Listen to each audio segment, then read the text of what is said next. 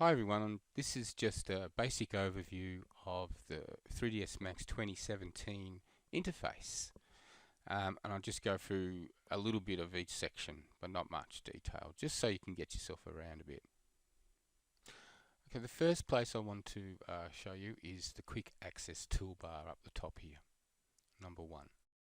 This provides file handling and undo redo commands, plus a drop-down list to work in different workspaces or switch between different workspaces. You can save files, open folders, etc. Okay, that's the quick access toolbar, number 1. Number 2 on your sheet is the main toolbar, which is this guy along here with all these visual tools here. Okay. This provides most of the commonly used commands in 3D Max, so you use this quite a lot, and I'll go through all these in detail in the class. The next bit is the ribbon, which is underneath here.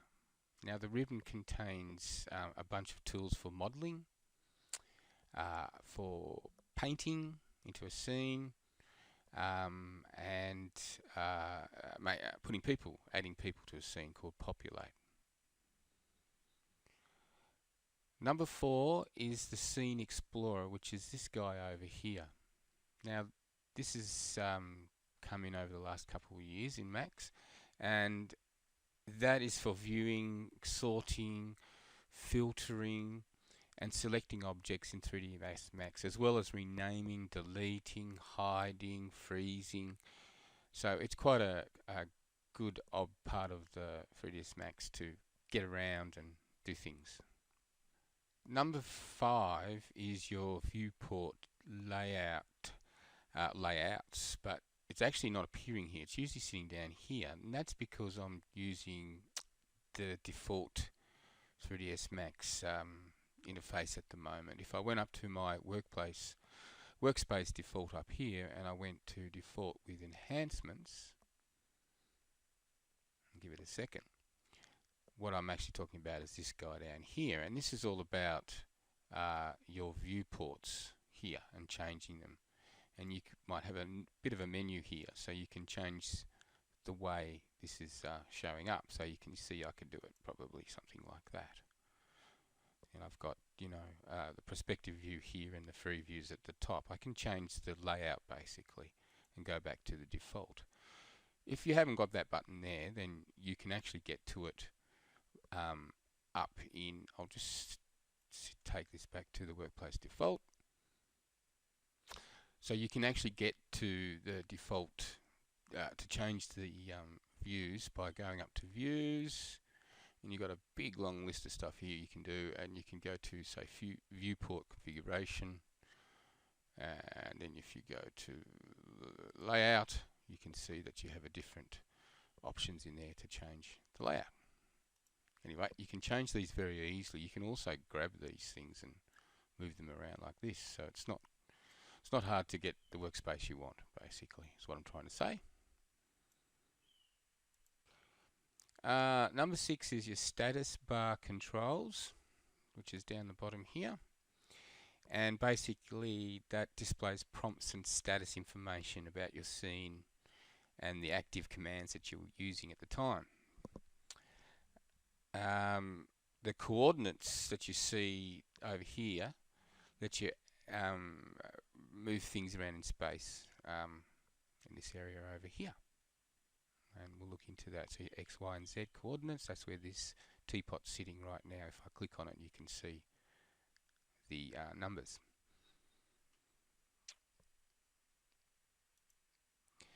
Number 7 is your viewport layout menus. Basically, if we just open this up a little bit here, you see that every viewport has a menu in there. So right now I can come in here and change the all sorts of things, the view, the quality of the image, etc., and the shading.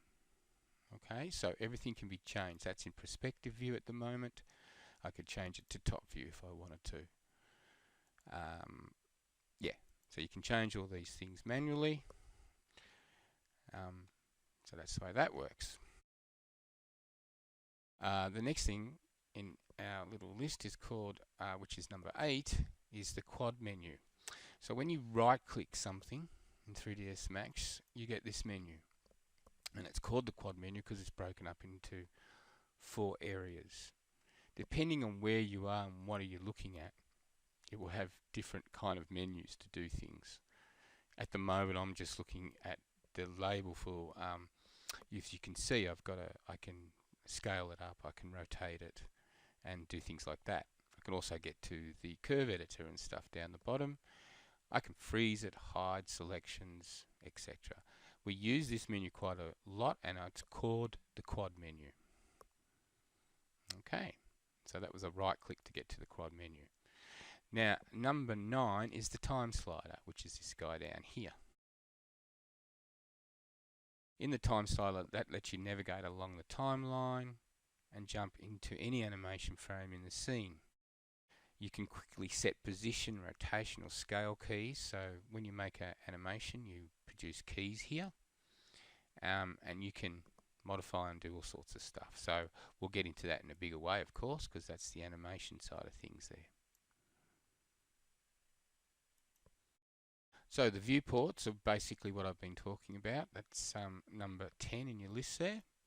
And basically we can move around in our viewports. We can use the little box over here to move the object around, or you can use the keyboard controls such as Alt and the middle mouse button down to move things around. You can change the views. You can change the way they're actually showing as well. So you can say this one's got, you can change it to clay, and you can see this object here. Using the middle mouse button to zoom back in and out of that. So there are your viewports. Number 11, the command panel, is one that you use quite a lot. It's very powerful. And to make this teapot, I just created it over here in the command panel. So I'm just going to reset this. So we go back to a default. That's how you reset. Gone up to the big button near the workspace default here. And I'm not going to save that one.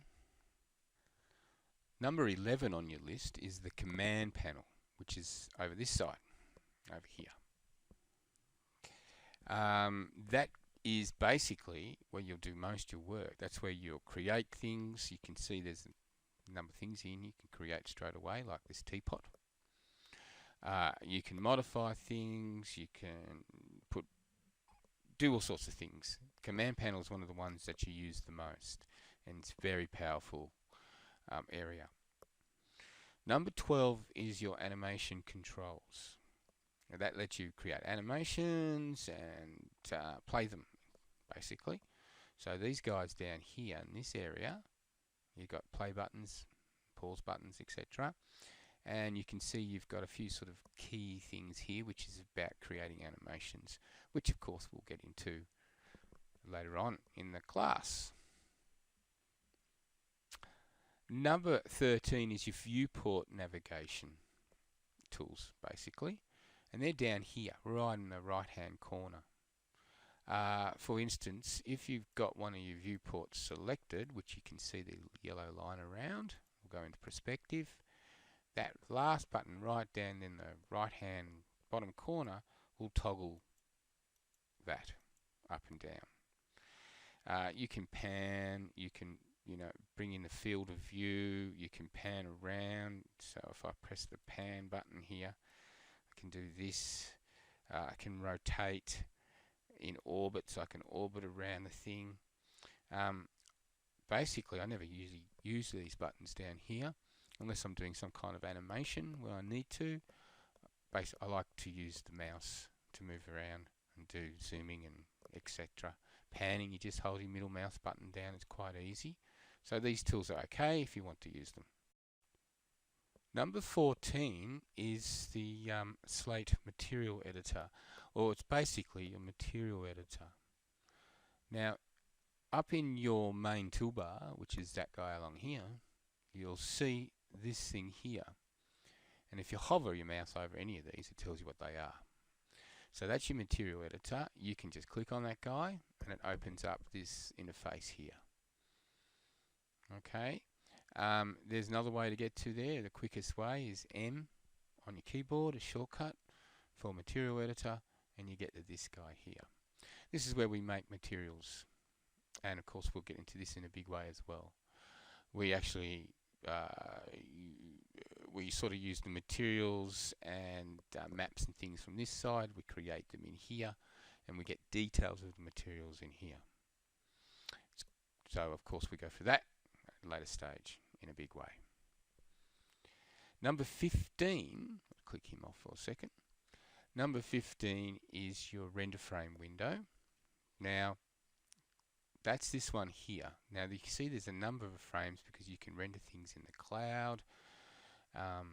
All sorts of options you have here. You can use, go to put your render up in their gallery or whatever. But that one right here, the render frame window, is this guy. And that will show you a render of whatever you're looking at. So if I click on this to make that prospective active viewport active, and I click the render button, what we're looking at right now, it's made a quick render from the view. Nothing special, but a quick render. You can save that render. So if you've done a model or something, you just want to take a quick image, you can save that image somewhere. Okay. So that's a really basic look at right across the interface. Now we'll go into it in details. Cheers.